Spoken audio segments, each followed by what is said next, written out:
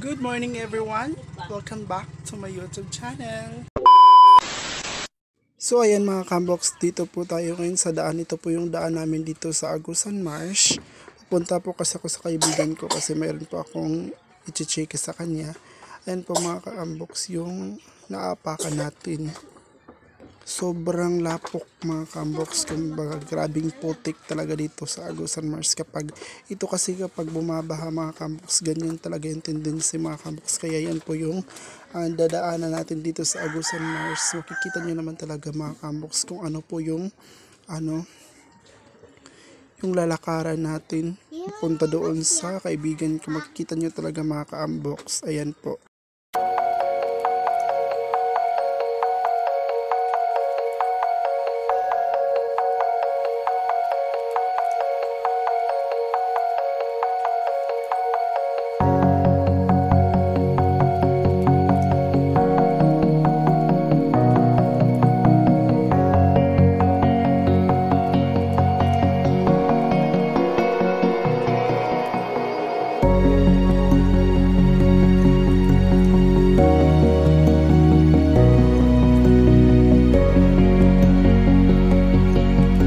Ayan po mga kambox, yan po talaga yung dadaanan natin. Delikado po pero go lang po tayo ngayon mga kambox. Kasi yan po talaga yung buhay natin dito sa Agusan Mars. Kailangan po natin kumbaga makatabok doon para po makamit natin yung mga pangarap natin. Ganun talaga yung mga kambox. Pero yung pupuntahan natin is yung kaibigan ko, hindi po yung pangarap natin mga kambox. Pero go lang po talaga sa buhay.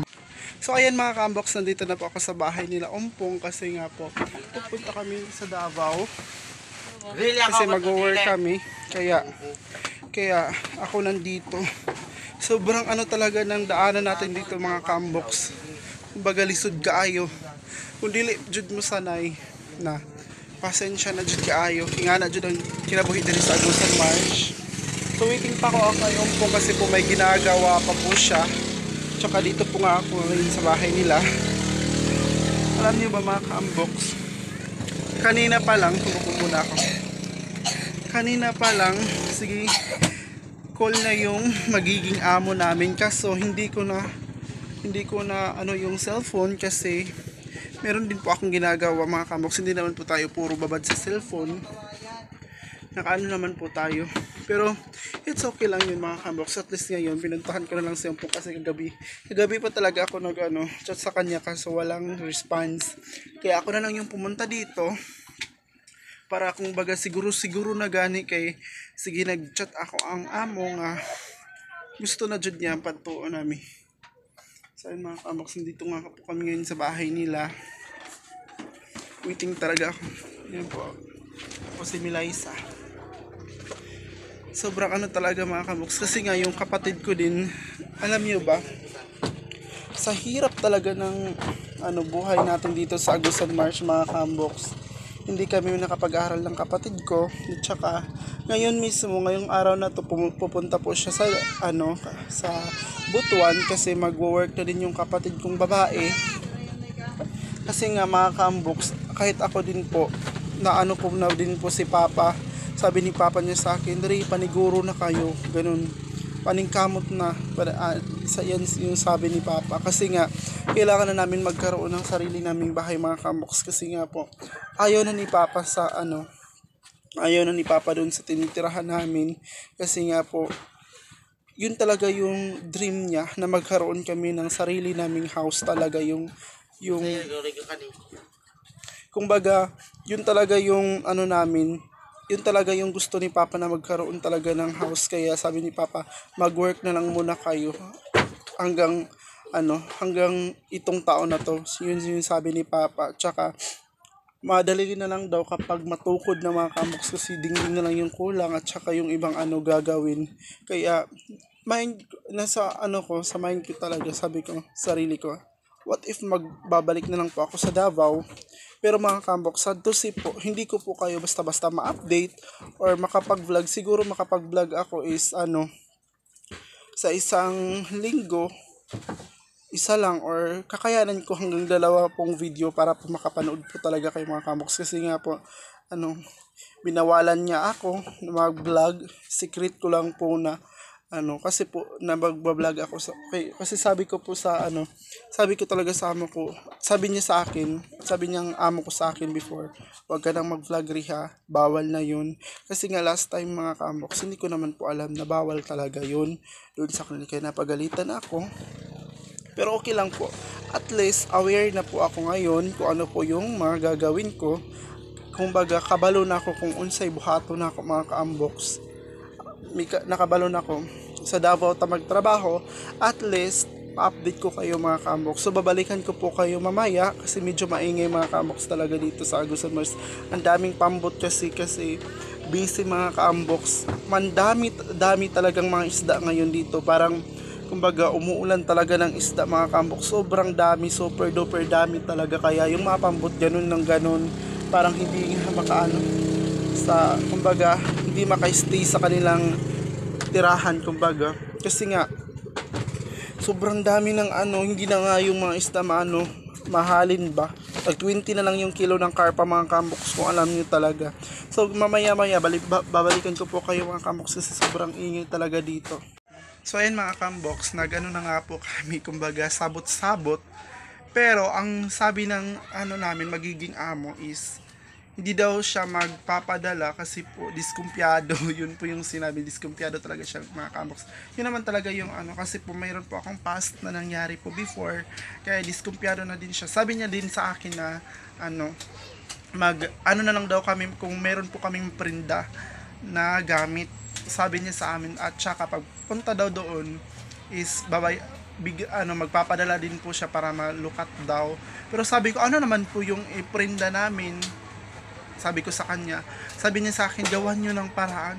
Mga kaambok, sobrang talaga, gipit talaga kami dito sa Agusan Mars. Tapos gagawa namin ng paraan. Hindi talaga namin magawa ng paraan mga kaambok. Kahit nga, obligasyon namin kasi kami po talaga yung trabahante. Kaso wala po talaga kaming magawa kasi po mahirap talaga dito sa Agusan Mars mga kaambok. Mahirap talaga. Kaya yan po yung natin ngayon, medyo kumbaga duha-duha makaadto sa Davao, pero it's okay lang po, basta pray lang po talaga na magkaroon po tayo ng trabaho. At saka baka mayroon po kayong mga kaamboks, baka mayroon po kayong trabaho, pwede pasok nyo na lang po kami, ganoon na lang po mga kaamboks.